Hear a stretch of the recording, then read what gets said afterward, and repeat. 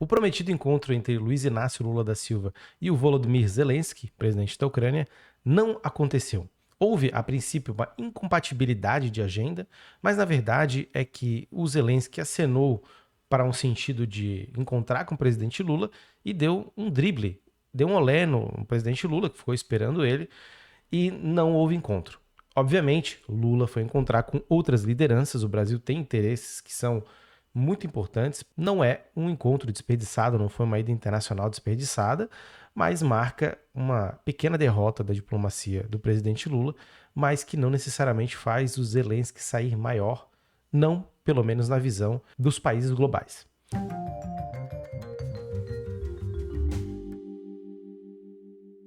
Eu sou Bruno Hemming, eu sou economista, doutor em Relações Internacionais, e aqui a gente fala de economia e política global.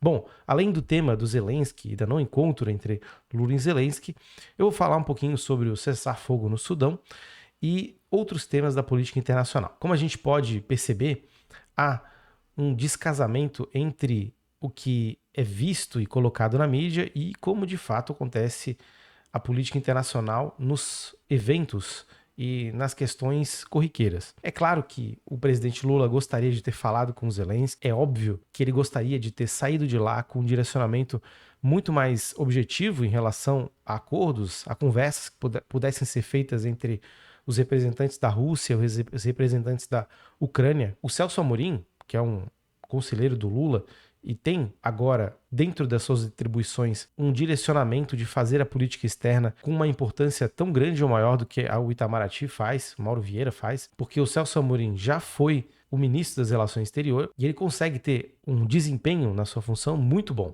Agora ele, claro, está muito mais velho, ele tem outras questões que ele quer atender, mas ele não deixa de ser um político hábil, um burocrata hábil, e ele conseguiu encontros com Sergei Lavrov, que é o ministro das Relações Exteriores, com representantes da Ucrânia, e isso coloca o Brasil sim no jogo. Não é de se descartar a importância do Brasil em futuras negociações de paz. Porém, não vamos nos enganar de jeito nenhum aqui. Para a Ucrânia interessa armas, interessa força para continuar fazendo frente à guerra. De fato, agora está sendo mais noticiado que a cidade de Bakhmut, que estava há 290 dias em confronto, em guerra, foi tomada pelo grupo Wagner, que é uma milícia, né, um grupo paramilitar que tem uma atuação pró-Rússia, mas é um exército pago, é um exército de mercenários que não faz parte das linhas oficiais dos russos, mas que conseguiu uma vitória nessa cidade. Bakhmut foi totalmente mudada do seu interesse estratégico pela Ucrânia.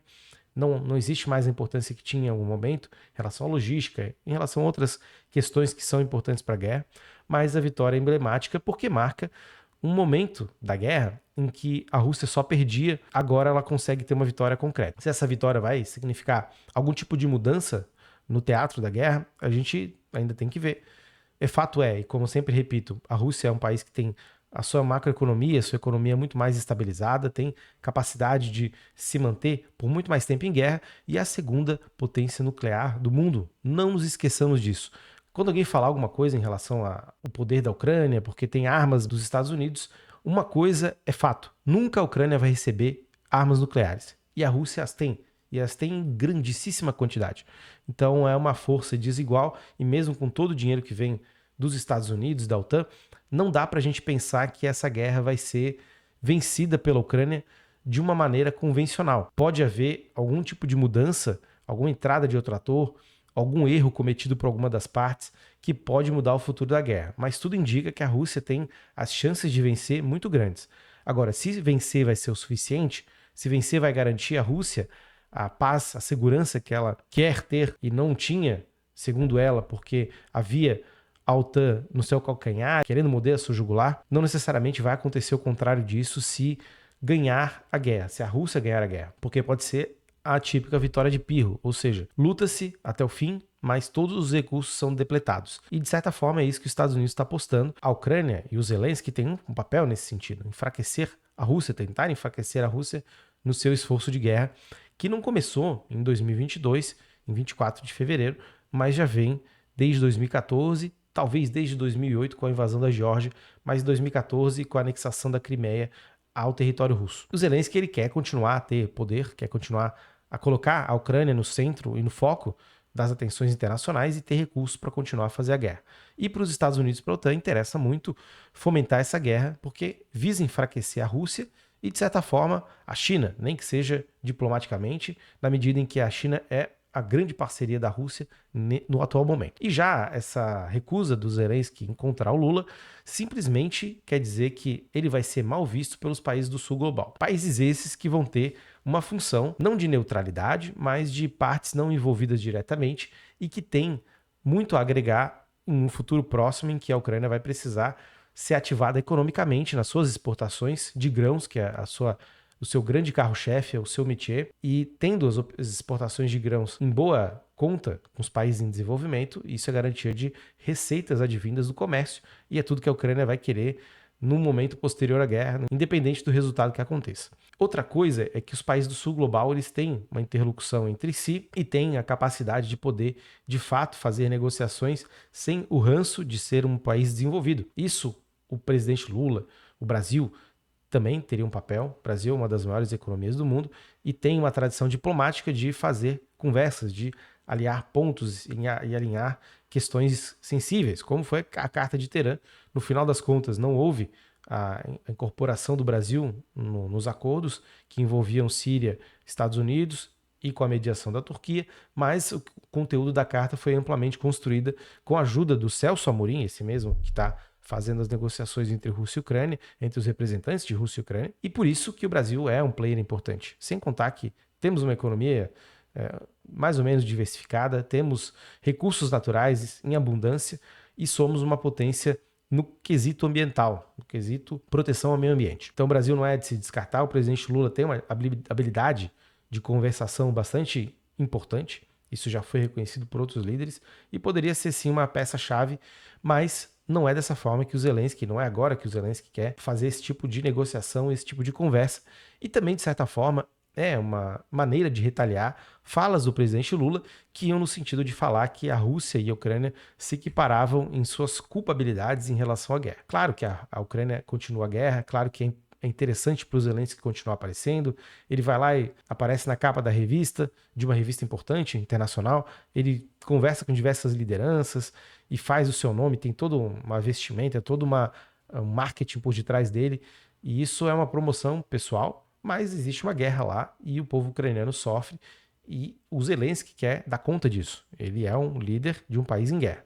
Ele quer recursos. Então ele vai mobilizar recursos e vai rechaçar aqueles que eles veem como não adeptos 100% à narrativa de que a Ucrânia está sendo completamente injustiçada. De fato, a Ucrânia está sendo completamente injustiçada, mas a Ucrânia está dentro de um jogo internacional, de política internacional, de forças que não importa a gente pensar o que é meramente e moralmente mais bonitinho, mas os impactos das ações dos líderes. E o impacto da ação da Ucrânia lá atrás em querer entrar na OTAN, obviamente ia gerar uma resposta. Se essa resposta é justa, se é moralmente bela, a gente pode até discutir, mas isso pouco importa quando se trata de política das grandes potências, como é o caso da Rússia, que é uma grande potência mesmo, com todas as questões que envolveram pós-guerra e enfraqueceram sua economia. Agora sim ela se recuperou, tem uma força bélica razoável, mesmo não tendo vencido a guerra com a facilidade que se esperava. Em relação à guerra do Sudão, há um cessar-fogo aí acontecendo e a gente vai acompanhar se esse cessar-fogo vai perdurar, se isso vai ter um impacto, permitir que a ajuda humanitária entre no país, porque a guerra está encarniçada, muita gente morreu e a gente está acompanhando de perto esse conflito, porque não vamos deixar de cobrir e noticiar e falar e discutir e principalmente analisar a África. O continente africano é amplamente ignorado e nós não vamos deixar isso acontecer aqui nesse canal. Outra questão que eu quero trazer para vocês é uma série de dados preocupantes da China em relação ao setor imobiliário, ao setor de real estate. Há uma onda de pagamentos em atraso na China, há uma reestruturação do setor que está sendo vista de perto pelo governo chinês.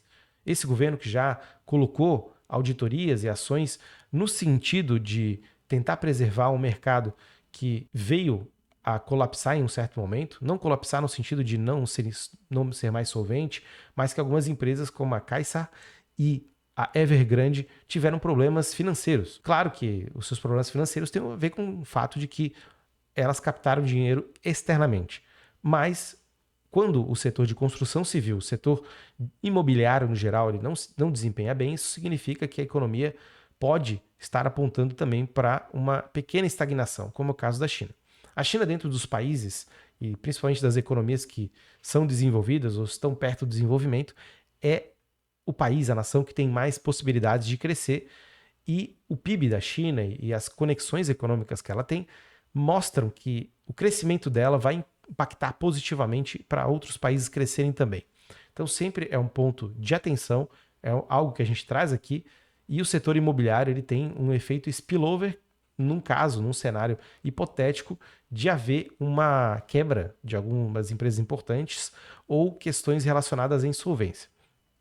A autoridade chinesa não vai deixar chegar nesse patamar, porque, primeiro, a inflação na China não é alta, ela tem capacidade ainda de fazer expansão monetária e tem mecanismos para permitir que os encanamentos do sistema financeiro chinês não fiquem obstruídos. Isso é central, isso é importante, ainda mais num setor que tem investimentos altíssimos em capital de CAPEX, né, em capital investido, em implantação, e dessa forma o risco aumenta. Para diminuir o risco, o sistema financeiro guiado pelo Estado, né, pelas autoridades monetárias e fiscais, tem um papel importante, isso em todas as economias do mundo, e para a China não vai ser diferente. A gente está vendo agora que esse atraso de pagamentos, essa nuvem que está colocando medo nos investidores internacionais e até dentro da China para o setor imobiliário, é de se esperar que o governo vai intervir se caso ele identificar que há problemas que não sejam sanáveis pelas próprias dinâmicas de mercado e vão ter que contar com auxílio, subsídios ou mesmo